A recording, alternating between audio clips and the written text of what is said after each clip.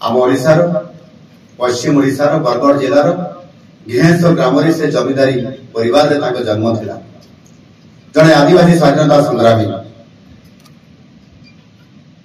1858 मसीहा पाखापाखि परवर्ती पर्यायर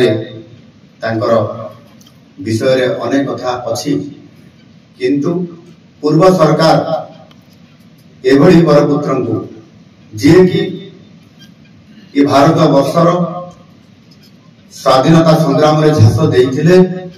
केवल एकुटिया निजे नुह, निजर तीन पुत्र को, निजर जोई को, निजर नाती को मध्य से स्वाधीनता संग्राम रे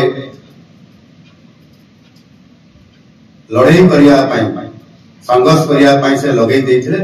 एवं 4 जन 5 जन पर्यंत गोटे परिवार रो समस्ते ये जाति पाई, ये समाज पाई, भारत वर्ष रे स्वाधीनता आनिया पाई निजर जीवन को समाने बलिदान देथिले। ये केवल ओडिशा रे नुह, भारत वर्ष रे नुह, सारा विश्व रे मध्य एक ताको परिवार होते वीर माने वीर शहीद परिवार जो माने कि निज परिवार समस्ते ये जाति पाई बलिदान देछन्ती। आउ आम पूर्व सरकार माने ताको सामना को आनिबा, ताको सम्मानित करिबा एवं तांकरी नाम रे पहुंचबा स्कीम करिके ताको स्मृति रे ताको आमे बांधी रखिबा, समस्त को सामना को आनिबा, ए कथा करि नथिले। आ आज आम सरकार आसिला परे आमे ताको स्वतंत्रता दे ताको सम्मानित करिया पई समस्त प्रकार व्यवस्था करू एवं तांकरी नाम रे से माधव सिंह को नाम रे एक मेधावृत्ति मध्ये हम आरंभ करिछु। ये मेधावृत्ति होती कौन ना अनेक समय रे विभिन्न प्रकार परिस्थिति खराब होगा कारण, आर्थिक अभाव होगा कारण आ बेसिकली आम आदिवासी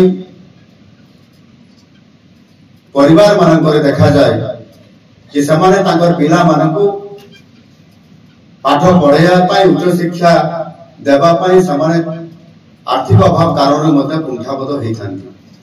किए पंचम श्रेणी पास करा पर आउ षष्ठ जीवन ड्रप आउट घर को पड़ेब, बापा मां को काम रे सहायता करिवो, नहले घरे जाइकरी बलद छेड़ी चरेब। सेमिति सप्तम श्रेणी पर अष्टम श्रेणी न जाइकरी दशम श्रेणी पर आउ स्कूल छाड़ी देवा, बहुत पाठ हो गला झियो आउ तू पाठ पढ़िबुनी एणिकी घर काम रे सहायता कर, आगामी दिन में तू घर केमती काम कर शिखिले तोर बाहागर भल हम। ये प्रकार अनेक प्रकार प्रतिकूल परिस्थितिर सामना करी आदिवासी पिला माने झील माने पुओ माने समाने पाठ पढ़ा बंद हो जाउतला, ड्रप आउट होतला। एवं ये ड्रप आउट हार केवल आदिवासी परिवार नहीं अन्यान्य सबु परिवार देखा देछि एवं जोटा कि आम राज्य में बहुत अधिक अच्छे। से ये ड्रप आउट हार को कमेबा धीरे धीरे कमिबो, पिला माने स्कूल को जिबे, तार व्यवस्था हबो।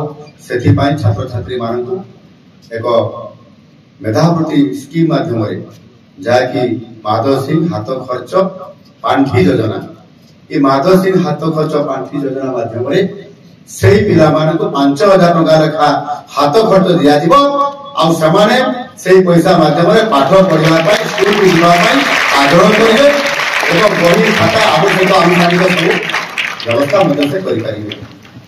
एवं माधव सिंह भलिया जने आदिवासी स्वाधीनता संग्रामी को आमे मध्य सब बेले तांको नाम उच्चारण करिबा, तांको सम्मानित करिबा, तांको श्रद्धांजलि देबा, ये मध्य जोड़ी ही रहिबो।